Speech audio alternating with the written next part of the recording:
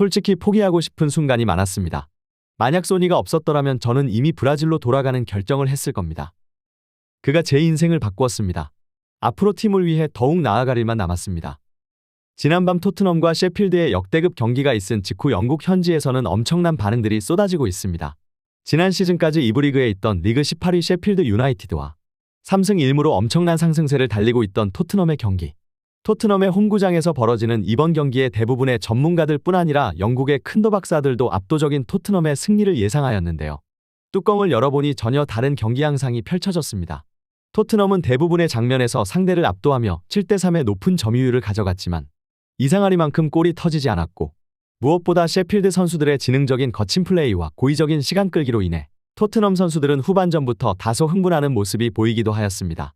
이번 시즌부터 바뀐 룰에 따르면 셰필드 골키퍼를 포함한 대부분의 선수는 추가적으로 카드를 받고 경기장 밖으로 떠났어야 하지만 심판은 너무도 관대하게 경기를 진행하였고, 손흥민 선수의 돌파 장면뿐 아니라 메디슨이 페널티 박스 안에서 걷어차였지만 이를 정상적인 경합이라는 판정으로 영국 현지에서는 페널티킥 2개를 날려버렸다는 평가가 나왔습니다.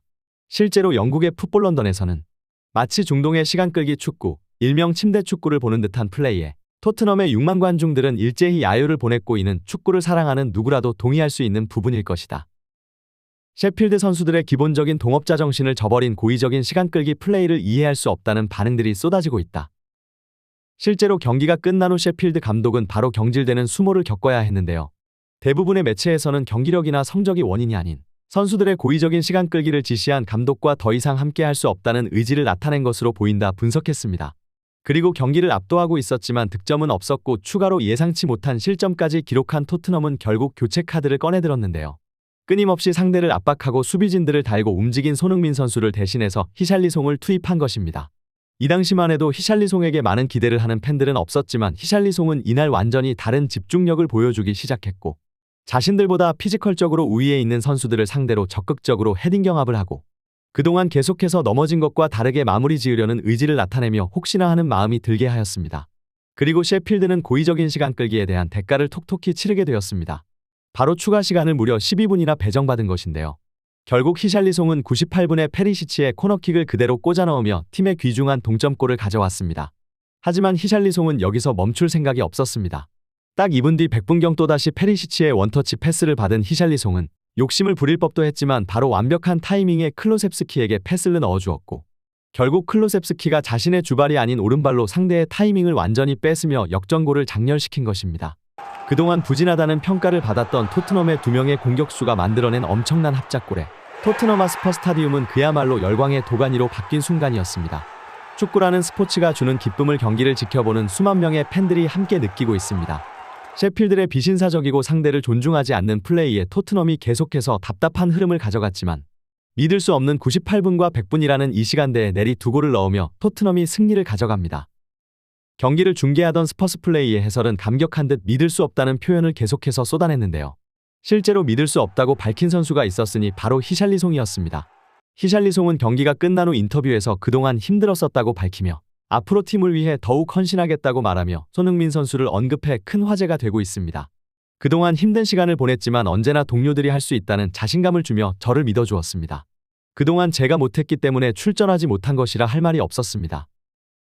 소니는 항상 저를 믿어주었고 저를 대신해 공격수 자리에서 경기장에서 플레이하는 모습을 보며 많이 배웠습니다. 경기장 밖에서 훈련할 때도 항상 어떤 움직임을 가져가야 하는지, 어떻게 하는 것이 더욱 파괴력이 있을지 항상 함께 고민했습니다. 소니를 대신해서 경기장 위에 나섰기 때문에 죽으림을 다해서 뛸 것이라 다짐했고 남은 시간 그라운드 위에서 죽겠다는 생각으로 플레이했습니다. 솔직히 포기하고 싶은 순간이 많았습니다. 만약 소니가 없었더라면 저는 이미 브라질로 돌아가는 결정을 했을 겁니다. 팀에 도움이 되어서 너무나도 기쁜 날입니다. 실제로 그동안 여러 차례 최근 힘든 시간을 보내고 있고 경기장 안팎에서 눈물을 흘리는 장면이 포착되어 멘탈적으로 힘든 시간을 보내고 있는 것 같다는 보도가 있었는데요. 하지만 그 옆에는 계속해서 손흥민 선수가 지키고 있었고 인터뷰를 통해 여러 차례 손흥민 선수와 함께 훈련하는 것이 기쁘고 그가 캡틴이 되어서 행복하다는 말을 남긴 히샬리송. 드디어 기다리고 기다리던 이번 시즌 첫 골과 함께 팀을 승리로 이끄는 어시스트까지 기록해 앞으로의 활약이 더욱 기대되는 상황입니다. 실제로 영국의 스카이 스포츠에서는 히샬리송이 살아난 것이 토트넘 입장에서는 매우 고무적일 것입니다.